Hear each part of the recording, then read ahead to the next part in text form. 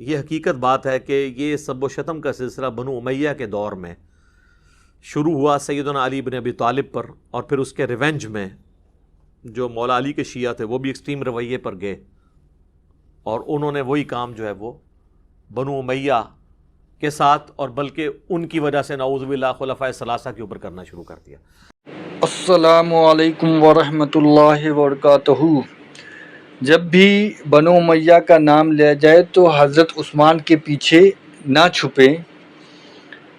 یہ علی مرزا نے کہا ہے، حضرت عباس رضی اللہ عنہ کی مولا علی علیہ السلام کو گالی،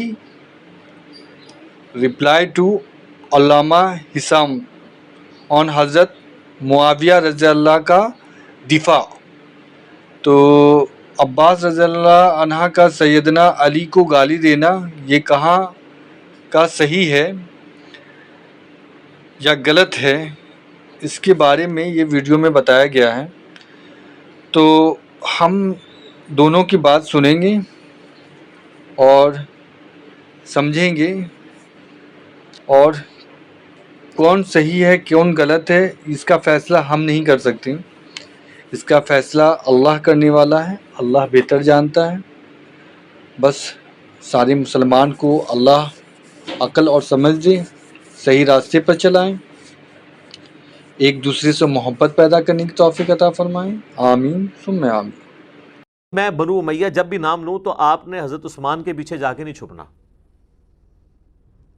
یا عمر بن عبدالعزیز کے پیچھے نہیں چھپنا، یہ غلط ایٹیچیوڈ ہے۔ یہ اس طریقے سے ہی ہے جس طرح اگر ہم بنو ہاشم کے فضائل بیان کریں، جو بخاری مسلم میں آتا ہے کہ نبی علیہ السلام نے فرمایا کہ اللہ تعالیٰ نے سب سے بہترین خاندان کو یعنی انسانیت میں چنا، تو آپ یہ کہیں گے جی چنگا عظیم خاندان ہے، ابو لہب پیدا ہو گیا اتھے، تو پھر ظاہر انڈرسٹوڈ ہوگا رسول اللہ نے حالانکہ اس کو علیحدہ نہیں کیا کہ سوائے ابو لہب کے، تو میں بھی اگر علیحدہ نہ کروں تو انڈرسٹوڈ ہے کہ حضرت عثمان اور عمر بن عبدالعزیز رضی اللہ عنہما وعلیہم السلام، وہ ان کو ہم ایکسکلوڈ کر رہے ہیں، ہم بات کر رہے ہیں اوور آل بنو امیہ کی۔ تو غلط طریقے سے چیزوں کو لے کے نہیں چلنا چاہیے، علمی طریقے سے لے کے چلنا چاہیے۔ سب سے پہلے تو بخاری اور مسلم کی وہ حدیث کہ نبی صلی اللہ علیہ وآلہ وسلم نے فرمایا کہ میرے صحابہ کو گالی مت دو۔ اچھا، یہ لفظ صحابہ بھی بول سکتے ہیں، صحابہ بھی بول سکتے ہیں، عربی میں یہ دونوں مستعمل ہیں، زیر کے ساتھ بھی زبر کے ساتھ۔ اگر تم احد پہاڑ کے برابر سونا بھی خیرات کر دو، میرے صحابی نے جو ایک مد 600 گرام آلموسٹ آدھا کلو خیرات کیا تھا، تم اس کو بھی نہیں پہنچ سکتے، اس کے آدھے کو بھی نہیں پہنچ سکتے۔ احد پہاڑ کئی کلومیٹرز پہ پھیلا ہوا وہ سونے کا ہو اور تم اللہ کی راہ میں خرچ کرو اور میرا صحابی ایک پاؤ بھی گندم خیرات کر دے، وہ وزنی ہے، کیونکہ اس نے نبی علیہ السلام کا ساتھ دیا مشکل وقت میں۔ اب اسی حدیث کا ایک تلخ پہلو ہے کہ یہ حدیث بھی یہ لوگ آدھی پیش کرتے ہیں، یہ اس قابل ہی نہیں ہے کہ یہ حدیث بھی پوری پیش کر سکیں، کیونکہ اس میں قیامت مضمر ہے۔ یہ پوری حدیث صحیح مسلم کے اندر ہے، بخاری میں اس کا نمبر ہے 3673، مسلم میں 6488۔ اس میں الفاظ ہیں، ابو سعید خدری کہتے ہیں ایک دفعہ جھگڑا ہوا تو حضرت خالد بن ولید نے جذبات میں آ کے عبد الرحمن بن عوف کو گالیاں دے دی۔ نبی علیہ السلام تک شکایت پہنچی تو آپ نے حضرت خالد بن ولید کو ڈانٹا کہ تم میرے صحابہ کو گالی مت دو، اب تم لوگ اگر احد پہاڑ کے برابر سونا بھی خیرات کر دو نا، عبد الرحمن بن عوف کا مقابلہ نہیں ہو سکتا۔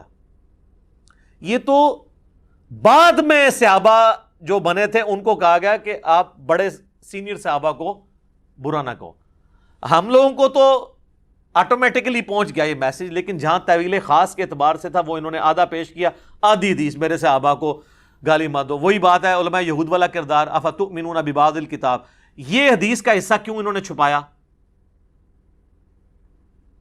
اس لیے چھپایا کہ اگر یہ حصہ سامنے آتا تو لوگوں نے سوال کرنا تھا کہ یہ نبی علیہ السلام نے تو صحابہ کو منع کیا تھا کہ سینئر صحابہ کو گالی نہیں دینی، تو جو سینئر ترین صحابی ہیں خلفائے راشدین میں سے مولا علی، ان کو جو سب و شتم کرے گا اس کے بارے میں پھر شرعی حکم کیا ہوگا؟ ویسے پبلک کو انہوں نے کرایا صحابہ کو گالی دینے والا کافر ہے، ہماری ویڈیو سے پہلے۔ آپ کہتے ہیں نہیں وہ گناہ کبیرہ ہے۔ اب کیوں نہیں کفر رہا؟ کیونکہ ان کو پتا چلا کہ تو کفر کہاں تک جائے گا، جن کو بچانے کے لیے سب کچھ کر رہے ہیں سب سے پہلے ان پہ لوٹے گا کفر. تو انہی کو بچانے کے لیے انہوں نے حدیث بھی آدھی بیان کی. تو انو میرے صحابہ کو گالی مت دو, آندھا کو مولوی بیان کریں, ان کو پوری حدیث پڑھ. صحیح مسلم 6488, صحیح بخاری میں ایک حدیث ہے, اما عائشہ کہتی ہیں 1393 نمبر حدیث, کہ نبی علیہ السلام نے فرمایا مردوں کو گالی مت دو, وہ اپنے انجام کو پہنچ چکے. یعنی جو بندہ مر گیا نا, آپ اس کو گالی نہیں دے سکتے, کیونکہ آپ تو اللہ کے پاس جا چکے ہیں. اچھے اعمال کیے تو ان کا فائدہ مل رہا ہوگا, اور برے اعمال کو بھگت رہا ہوگا. یہ میں نے ایک پورا مقدمہ بنایا ہے ایک بعد کے ٹاپک کے لیے, یہ احادیث جمع کر کے, تاکہ آپ کو پتا چلے کہ اگر سیدنا علی رضی اللہ تعالیٰ عنہ فوت ہو گئے تھے تو اس کے بعد تو ان پہ سب و شتم کرنا اس سے بڑا جرم تھا. دیکھیں زندگی میں آپ اختلاف رائے میں جذباتی ہو کے ایک دوسرے کو گالی بھی دے سکتے ہیں. صحیح بخاری اور مسلم دونوں میں آتا ہے. مسلم میں ذرا ڈیٹیل ہے, حضرت عباس اور حضرت علی کا جھگڑا ہوا, جو اکثر ناسبی پیش کرتے ہیں. ان کے پاس رہنے کو ایک ہی بات رہ گئی ہے. تو حضرت عباس جذباتی ہو گئے, اور ظاہر چچا بھی لگتے تھے حضرت علی کے. انہوں نے حضرت علی کو کچھ نازیبا الفاظ بول دیے. وہ کہتے ہیں دیکھیں جی یہ تو بنو ہاشم کے اندر سے سلسلہ شروع ہوا ہے جو ہے صحابہ پہ سب و شتم کرنے کا. ایک واقعہ پکڑا ہوا ہے.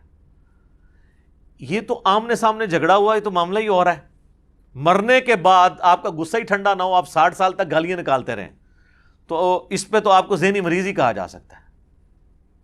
اور لوگ یہ بھی کہتے ہیں یار وہ جب تلواریں اٹھ گئی تو گالی تو پھر چھوٹی چیز ہے. نہ سر, تلواروں کے مقابلے میں گالی چھوٹی چیز اس وقت ہے جب دو بدو ہو. جب ایک بندہ مر جائے, مرنے کے بعد تو دشمن کا بھی ذکر لوگ طریقے سے کرتے ہیں.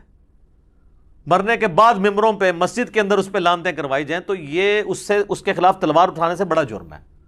یہ تو آپ کے خود اپنے نفسیاتی مریض ہونے کا ثبوت ہے, اور اخلاقیات کے ایک پست ترین لیول پہ ہونے کا ثبوت ہے اگر آپ یہ حرکت کرتے ہیں.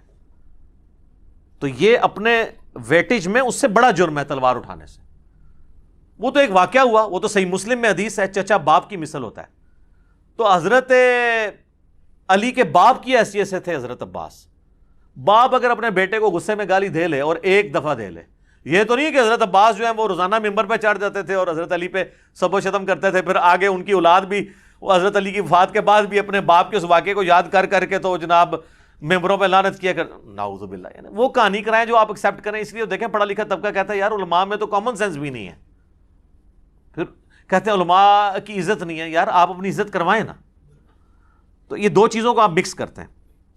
میں ساتھ ساتھ نا ہر چیز کلیئر کر رہا ہوں. کوئی چیز رہ گی نا آپ نے اینڈ پہ مجھے یاد کرا دیں, تسی بھی بڑے ایکسپرٹ ہو. تو میں کوشش کریں کوئی شہر ہوئے نا, کوئی دوبارہ تو ریکارڈنگ نہیں میں نے کروانی. اچھا, بخاری اور مسلم دونوں میں حدیث ہے. بخاری میں 6788, مسلم میں 4410. ایک فاطمہ نامی عورت کی چوری کا مقدمہ حضور کے پاس آیا. لوگوں نے سفارش کے لیے اسامہ بن زید کو بھیج دیا. اونچے خاندان سے تھی. نبی علیہ السلام کو جلال آیا, آپ نے مسجد میں ممبر رکھا اور آپ نے خطبہ دیا. آپ نے فرمایا تم سے اگلی قومیں اس لیے ہلاک ہوئیں کہ ان کے اشرافیہ کے لیے الگ قوانین اور عام لوگوں کے لیے الگ ہوتے تھے. اللہ کی قسم میری بیٹی فاطمہ بھی چوری کرتی تو میں اس کے بھی ہاتھ کٹواتا. یہ نبی علیہ السلام نے بتایا کہ جب کوئی جرم کرے گا نا, پھر یہ نہیں دیکھا جائے گا کہ وہ فاطمہ بنت محمد ہے یا وہ عام فاطمہ ہے. جو جرم کرے گا وہ مجرم ہوگا. تو اگر سیدہ فاطمہ کے بارے میں نبی علیہ السلام یہ بات کہہ رہے ہیں تو جو لوگ فتح مکہ پر معافی مانگ کر مسلمان ہوئے یا طلقاء ہیں, اگرچہ وہ صحابی ہیں, ان کا مرتبہ تو بہت نیچے ہے نا سیدہ فاطمہ کے مقابلے میں. وہ اگر کوئی غلط چیز کریں گے تو نبی علیہ السلام کا حکم ان پہ بھی ہے, جسے فٹ اسے گفٹ. اس سے بھی بڑھ کر جامعہ ترمذی کے اندر حدیث موجود ہے 824. شیخ البانی, شیخ زبیر علی زئی دونوں صحیح کہتے ہیں. اہل حدیث کے ہر ممبر سے بیان ہوتی ہے کہ اہل شام میں سے ایک شخص آ کے عبداللہ بن عمر سے پوچھتا ہے یہ حج تمتع جائز ہے؟ وہ کہتے ہیں جائز, تو سنت ہے, نبی علیہ السلام نے جاری کیا ہے. ان کے آپ کے والد تو منع کرتے تھے. انہوں نے کہا کہ بتاؤ اگر کسی کام کو رسول اللہ جاری کریں صلی اللہ علیہ وآلہ وسلم اور میرا والد اس کی مخالفت کرے تو میرے باپ کی بات مانی جائے گی یا نبی صلی اللہ علیہ وآلہ وسلم کی؟ اس نے کہا نبی علیہ السلام کی. تو آپ فرمایا کہ نبی علیہ السلام حج تمتع کا حکم دیتے تھے, تو اب کسی اور کے سرٹیفکیٹ کی ضرورت نہیں ہے. اب آ جائیں میرے بھائیوں اس ٹاپک کی طرف، بخاری مسلم میں جو احادیث ہیں سب و شتم کے اوپر. میں بنیاد ہی کلیئر کر دوں. مفتی تقی عثمانی صاحب میرے لیے بہت قابل احترام ہیں، لیکن انہوں نے اپنی عوام کو، اپنے فالورز کو ایک پٹی پڑھا دی کہ یہ جو سب کا لفظ ہے نا، اس کا مطلب گالی نہیں ہمیشہ ہوتا، تنقید بھی ہوتا ہے. تو پہلے تو میں پھکی والا جواب دیتا ہوں کہ کیا حضرت علی پہ تنقید کرنا ثواب کا کام ہے؟ کیا خلیفہ راشد کے خلاف ایک دوسرے بندے کا تنقید کرنا اور اس سے بغاوت کرنا اور اس کی بیعت نہ کرنا یہ ثواب کا کام ہے؟ آپ تنقید بھی مانا لے لیں تب بھی بات کہاں تک جائے گی، کیونکہ جو حدیث ہے نا ابو داؤد ترمذی ابن ماجہ میں علیکم بسنتی و سنت الخلفاء الراشدین المہدیین، اس میں الفاظ ہے تو میرے بعد بہت اختلاف دیکھو گے، اور دین میں نئی نئی بدعتوں سے بچنا اور میرے خلفاء راشدین اور میری سنت کو پکڑنا. نبی الاسلام نے خلفاء راشدین کے مخالفین کو بدعت پر کہا ہے، بدعت مکفرہ نہیں ہے. اور اس میں بھی الگ بات ہے کہ جو اہل جمل ہیں انہوں نے تو رجوع کر لیا، سیدنا طلحہ، زبیر، سیدہ عائشہ رضی اللہ عنہم اجمعین، کا معاملہ الگ ہے. مسئلہ خوارج کا اور اہل صفین کا، اہل شام کا ہے، یہ الگ سے ایک ٹاپک ہے. فی الحال میں اس طرف تو سب کا ترجمہ وہ کہتے ہیں جی تنقید، یہ گالی تو انہوں نے خود سے بنا لی ہے. اچھا تو سر پھر آپ اس میں بھی کہہ دیا کریں میرے صحابہ کو تنقید مت کرو، وہاں ترجمہ کرتے ہیں سب کا گالی مت دو. ہم یہ کہتے ہیں کہ سب کا ترجمہ مسلم میں خود ہوا ہے، مسلم میں سب نہیں لعنت کے الفاظ موجود ہیں، وہ ہم آپ کو حدیث بتاتے ہیں. یہ بخاری میں بھی حدیث ہے، بخاری میں اس کا نمبر ہے 3703 اور مسلم میں ڈیٹیل کے ساتھ ہے 6229. اہل مروان، آل مروان جو تھے بنو امیہ، ان میں سے ایک شخص مدینے کا حاکم بنتا ہے اور سہل ابن سعد الساعدی کو بلاتا ہے ممبر پر اور کہتا ہے کہ حضرت علی کے بارے میں نازیبا کلمات کہو. وہ انکار کرتے ہیں، وہ سابقون الاولون میں سے ہیں، بلکہ وہ شیعان علی میں سے ہیں، بنو امیہ کے دور میں حضرت علی کے فضائل بیان کیا کرتے تھے. بخاری مسلم آپ کھول کے دیکھیں، لوگ ان کو جب حج کے موقع پر ملتے کہ آپ چند اصحاب میں سے ہیں سینئر جو باقی ہیں جنہوں نے رسول اللہ کی صحبت کی، تو آپ ہمیں بتائیں، تو وہ ایک حدیث سنایا کرتے تھے بڑی گج وج کے کہ اللہ کی قسم میں جانتا ہوں کہ غزوہ احد کے موقع پر جب رسول اللہ کے دانت شہید ہوئے تو کون تھا جو حضور کے زخم دھوتا تھا اور کس نے مرہم پٹی کی. تو کہتے ہیں کہ نبی الاسلام کا خون نہیں رکتا تھا تو مولا علی ایک ڈھال میں اس کو الٹا کر کے برتن بنا کے اس میں پانی لے کے آئے اور سیدہ فاطمہ پانی لے کے حضور کا زخم دھوتی تھیں، اور وہ جب زخم سے خون رسنا بند نہ ہوا تو انہوں نے کاٹن کا ایک کپڑا جلا کے اس کی راکھ رکھی تو خون رک گیا. اور وہ یہ ہر جگہ چیخ چیخ کے یہ حدیث سناتے تھے، کیونکہ بنو امیہ کے دور میں حضرت علی پہ سب و شتم ہو رہا تھا تو وہ حضرت علی کے فضائل بیان کرتے تھے. لہٰذا انہوں نے پھر سوچا کہ یار اسی بندے کو جو مولا علی کا شیعہ ہے اسی سے ہی حضرت علی پہ لعنت کرا دیں تو باقی تو سارے ایکسیپٹ کر لیں گے، قبائلی سسٹم ہے. تو ان کو بلایا گیا سہل ابن سعد الساعدی کو اور کہا کہ تم حضرت علی پہ سب و شتم کرو. تو انہوں نے کہا نہیں، کبھی نہیں ہو سکتا ایسے. ان کا چلو تم اگر یہ نہیں کہہ سکتے لعن اللہ ابا تراب کہہ دو، نعوذ باللہ. یہ الفاظ ہیں مسلم 6229، ابو تراب علی ابن ابی طالب پر لعنت، نعوذ باللہ. ابو تراب کا مطلب ہے مٹی والا، اور یہ نام بنو امیہ حقارت سے لیتے تھے. مٹی والا، ہم بھی کسی کو کہیں گے مٹی والا. اس پہ پھر سہل ابن سعد نے کہہ لگایا، انہوں نے کہا تم تو حضرت علی کی تنقید کرتے ہو ابو تراب کہہ کے. بنو امیہ جب ابو تراب کے تو آپ سمجھیں گے وہ تحقیر سے کہہ رہے ہیں، جبکہ حضرت علی سب سے زیادہ اس نام سے خوش ہوتے تھے. ان کے اچھا یہ پھر نام کیسے پڑا؟ انہوں نے کہا ایک دفعہ سیدنا علی اور سیدہ فاطمہ کا میاں بیوی ہونے کے ناطے ایک اختلاف ہوا تو حضرت علی ناراض ہو کے گھر سے نکل کے. اچھے خاوند ایسے ہی ہوتے ہیں، بیویوں سے جھگڑا ہو تو بیویوں کو نکالنے کے بجائے چپ کر کے سٹ سٹ کے باہر نکل جاؤ. ہم بھی ایسے ہی کرتے ہیں. اچھا نبی الاسلام آئے تو آپ نے فاطمہ سے پوچھا، سیدہ فاطمہ سے، علی کدھر ہے تیرے چچا کا لڑکا؟ ویسے تو حضرت علی رشتے میں چچا لگتے تھے لیکن ظاہر اب رشتہ ہو چکا تھا اس لیے چچا کا لڑکا کہا. تو انہوں نے کہا اس طرح ناراض ہو کے چلے گئے. تو نبی الاسلام نے ایک صحابی کو بھیجا ڈھونڈو. سیدنا علی مسجد میں لیٹے ہوئے اور مٹی میں، واپس آ کے نبی الاسلام کو بتایا اب رسول اللہ صلی اللہ علیہ وسلم نے کیا پروٹوکول دیا ہے، یہ آپ کی عظمت ہے کہ آپ جن سے محبت کرتے ہیں ان کو پروٹوکول بھی دیتے ہیں. آپ نے یہ نہیں کہا کہ علی کو بلا کے لاؤ، علی نے خود حاضر ہو جانا تھا قدموں میں. آپ خود چل کے گئے, اٹھایا, جسم سے مٹی جھاڑی, کہا اٹھ ابو تراب, اٹھ ابو تراب, اے مٹی میں لپٹنے والے اٹھ. سیدنا علی کو یہ اتنا پسند آیا کہ انہوں نے اپنی کنیت ابو الحسن, حالانکہ لوگ انہیں ابو الحسن کہتے تھے, وہ اسے پسند نہیں کرتے تھے, وہ کہتے مجھے ابو تراب کو. تو وہ بنو امیہ کہتے ہیں کہ جی آپ ابو تراب بھی کہہ دو. انہوں نے کہا نہیں کہیں گے. تو یہ سب کا ترجمہ جو تقی عثمانی صاحب نے آپ کو پڑھایا ہے نا, تھوڑی کتابیں بھی پڑھ لیں, کتابوں پہ بھی غور کر لیں, مرنے سے پہلے اے مسلمان کر لیں اس پہ غور. کتابوں کا خدا اور ہے, بابوں کا خدا اور. کتابوں کا دین اور ہے, بابوں کا دین اور. کتابوں کے دین کو فالو کریں. اب آ جائیں میرے بھائیوں صحیح مسلم کی اس حدیث کی طرف. انٹرنیشنل نمبر کے مطابق ہے 6220. سعد ابن ابی وقاص رضی اللہ تعالیٰ عنہ, یہ آخر میں فوت ہونے والے بدری اصحاب میں سے 56 ہجری میں حضرت معاویہ کے دور میں فوت ہوئے ہیں. صحیح مسلم کے الفاظ ہیں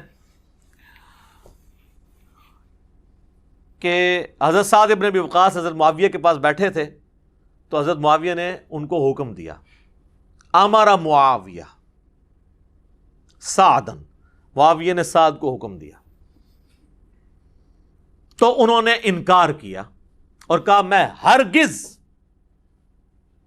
پھر اس میں آگے الفاظ ہیں, جب انکار کیا تو حضرت سعد سے حضرت معاویہ نے پوچھا آپ کو کون سی چیز منع ہے کہ آپ ابو تراب پر سب نہیں کرتے. یہاں پہ ابو تراب تحقیر کی نیت سے ہے, کیونکہ بنو امیہ ابو تراب.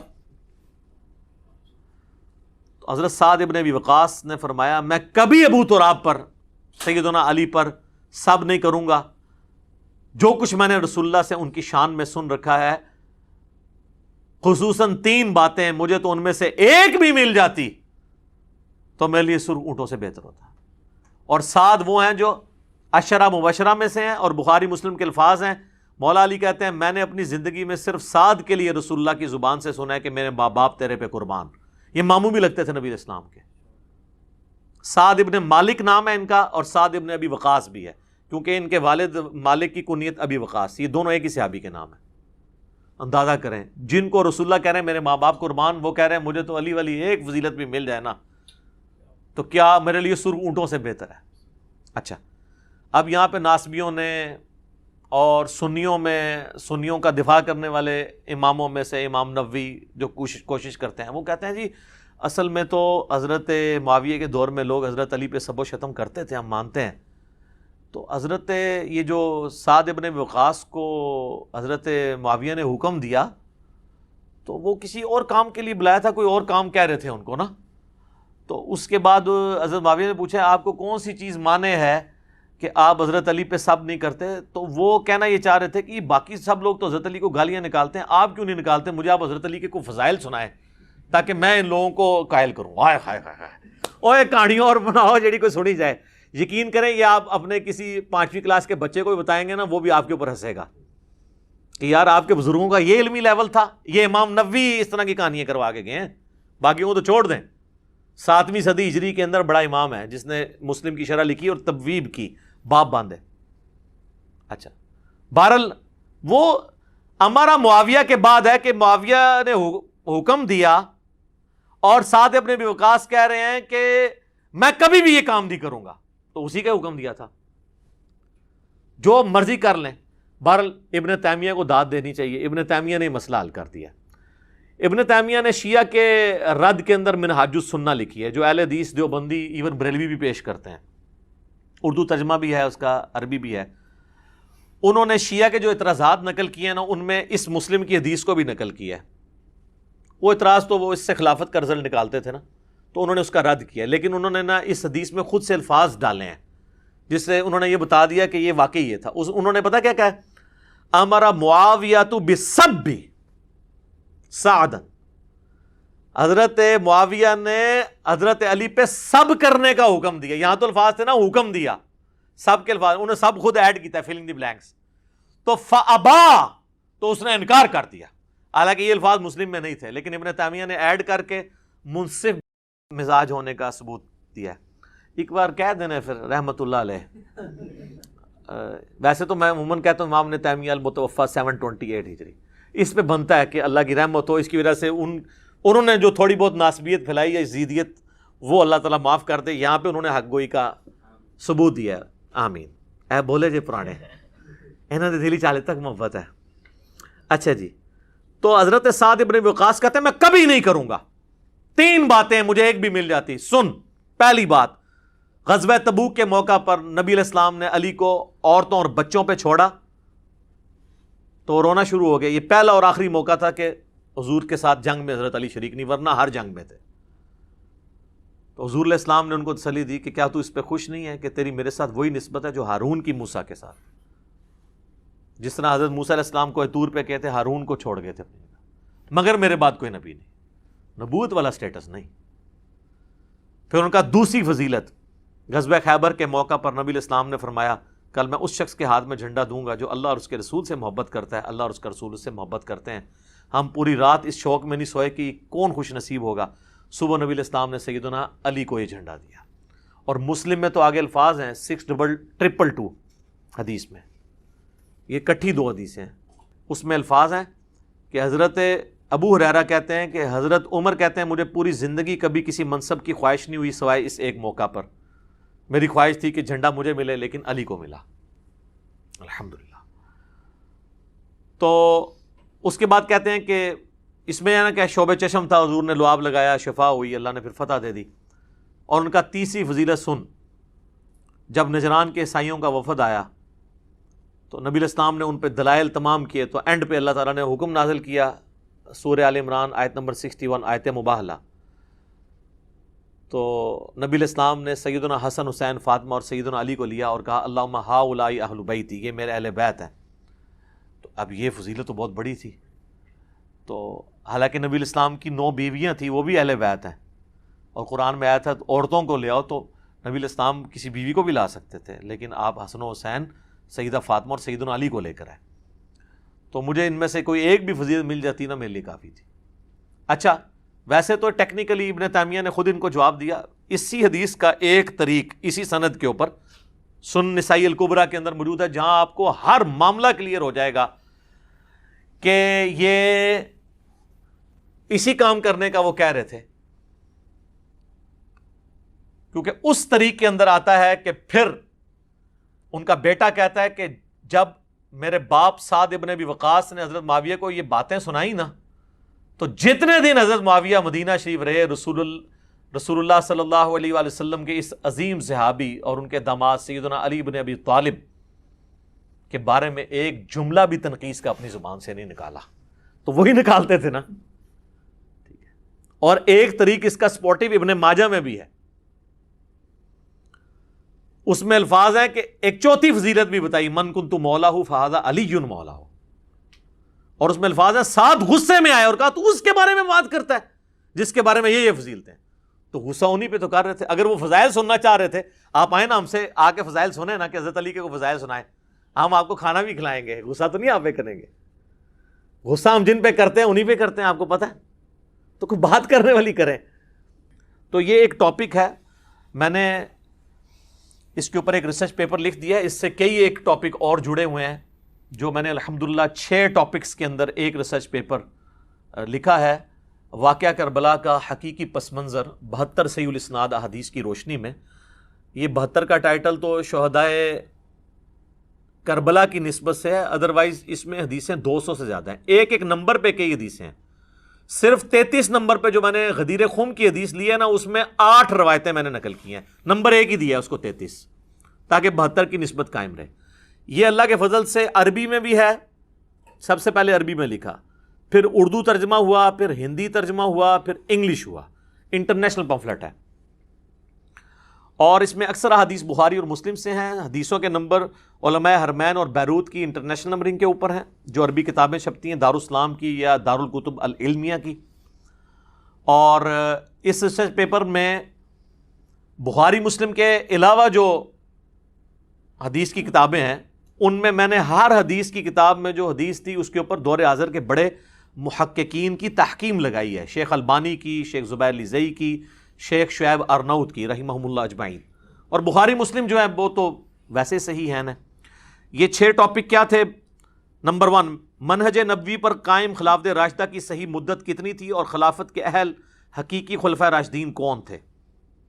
دوسرا ٹاپک ہے خلیفہ راشد سے بغاوت بدعت ہے، جنگ جمل، صفین اور نہروان میں سیدنا علی کی حقانیت اور شہادت سیدنا عثمان کے اصلی اسباب۔